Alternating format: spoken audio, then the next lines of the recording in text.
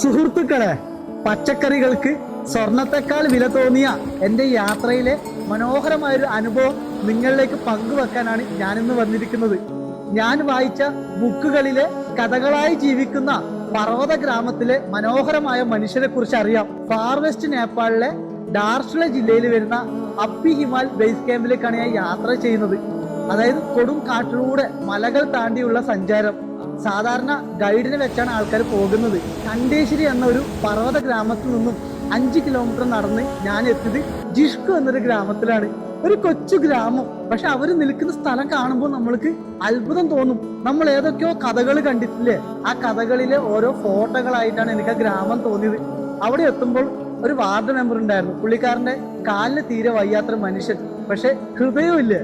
അതെന്താണ് ഞാൻ പറയാ, നിധി പോലെ പവിത്രമാണ്. കാരണം ആ ഒരു മനുഷ്യൻ ഗ്രാമത്തിലെ എല്ലാവരും കൂട്ടി എന്റെ മുമ്പിൽ കൊണ്ടുവന്നു. ദൂരെ കേരളത്തിൽ നിന്ന് ഒരാള് വന്നിട്ടുണ്ട്, നമ്മളെ നാട് കാണാൻ വേണ്ടി വന്നതാണ്. തനിച്ചാണ് അവൻ വന്നിരിക്കുന്നത്, അവന് പേടിയൊന്നും ഇല്ല എന്നാണ് പറയുന്നത്.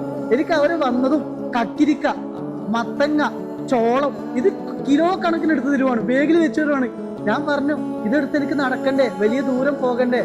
അപ്പൊ എന്നോട് പറയാണ്, മോനെ ഇവിടെ ഹോട്ടലുകളില്ല, അതുകൊണ്ടാണ് വിദേശികള് ഗൈഡിനെ വെച്ച് ഇവിടെ വരുന്നത്.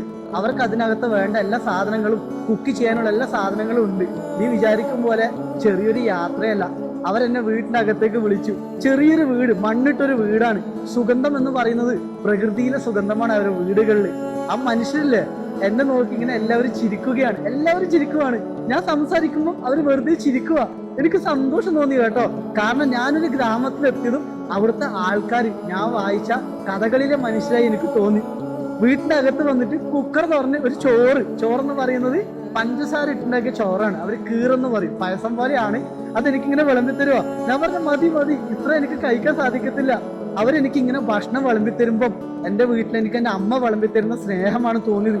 അച്ഛനമ്മമാരുടെ കഥ പറയുന്ന ഒരു ഗ്രാമം, പർവ്വത ഗ്രാമത്തിൽ എത്ര സുന്ദരമായ മനുഷ്യരാണ്. കൃഷി മാത്രമാണ് ആശ്രയം.